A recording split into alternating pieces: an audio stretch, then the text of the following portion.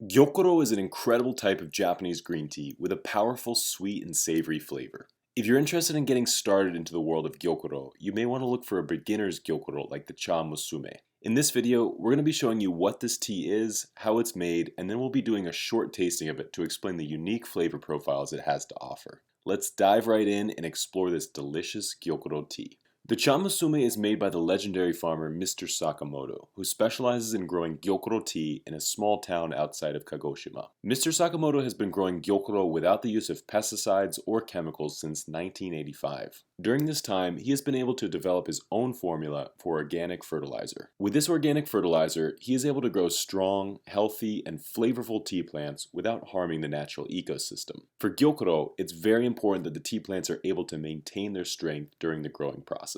To be considered Gyokuro, the tea plant needs to be shaded for 3 weeks prior to the harvest. This is to reduce the bitterness of the tea and maximize the sweet and savory flavor. When the tea plant is exposed to sunlight, it begins to convert its theanine into catechins. Catechins can offer the tea plant protection against the UV rays, but it can also produce a bitter flavor in the final tea. If a farmer wants to reduce bitterness, he can cover the tea plants with a special type of netting to block out the sun. This reduces the catechins in the leaf and maximizes the sweet and savory theanine. The tea leaves also produce more chlorophyll, which is why you get this dark green color in the leaves. After the shading process is complete, the top 3 sprouts of the plant are selected, as these are the highest in nutrients and the smoothest in flavor. These leaves are also the most expensive, so they are reserved for premium teas like matcha, gyokuro, and sencha. After the leaves are harvested, they are gathered up to be steamed, rolled, and dried. To get these trademark needle-shaped leaves that Gyokuro is famous for, Mr. Sakamoto uses an additional rolling machine. This really rolls the leaves tightly so they almost resemble pine needles. This unusual shape locks in the flavor of the tea until it's ready to be infused into water. Once the leaves are infused, they release an explosion of flavor into the cup. But what makes the Cha Musume different from other Gyokuro teas produced by Mr. Sakamoto? The answer lies in the cultivar, or type of tea plant used. Just like wine is broken down into different varietals, tea is broken down into different cultivars. Each cultivar is slightly different in terms of flavor, shape, and growing conditions. So we're standing here at the Yabukita field. The Yabukita field of Mr. Sakamoto is the exclusive cultivar for the Cha Musume Gyokuro, so our most favorite Gyokuro. Here, or the Yabukita in general, tends to be quite good balance between sweetness and a little bit of astringency. So this is also a cultivar which is highly appreciated by the Japanese. Normally we say that that the Yabukita is not really that appreciated by the foreigners due to the slight astringency, but as Mr. Sakamoto is able to make a very smooth tea, also this tea here is very well liked. Because the Cha Musume is made from the Yabukita cultivar, it's able to develop a rich and savory or umami flavor. It also picks up quite a bit of sweetness from the shading process and a few other tasting notes as well. Let's discover the full spectrum of tastes in the Cha Musume with a short tasting. Okay, so what we have here is the Gyokuro Cha Musume, and we're going to be doing a quick tasting of it. Let's first start by taking a look at the leaves here. So as we mentioned before in the video, these leaves are really tightly rolled into these needle shapes.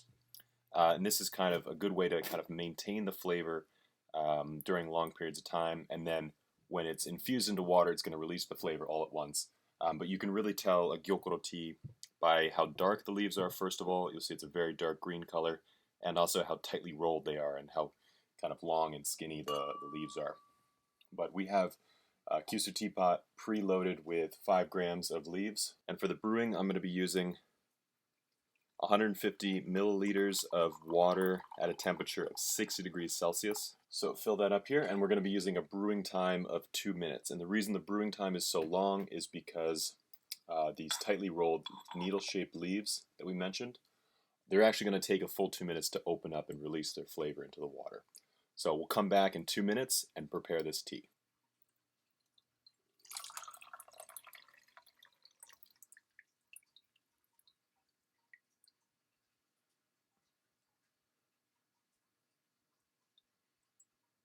So we take a look at the color here. It's kind of this golden green.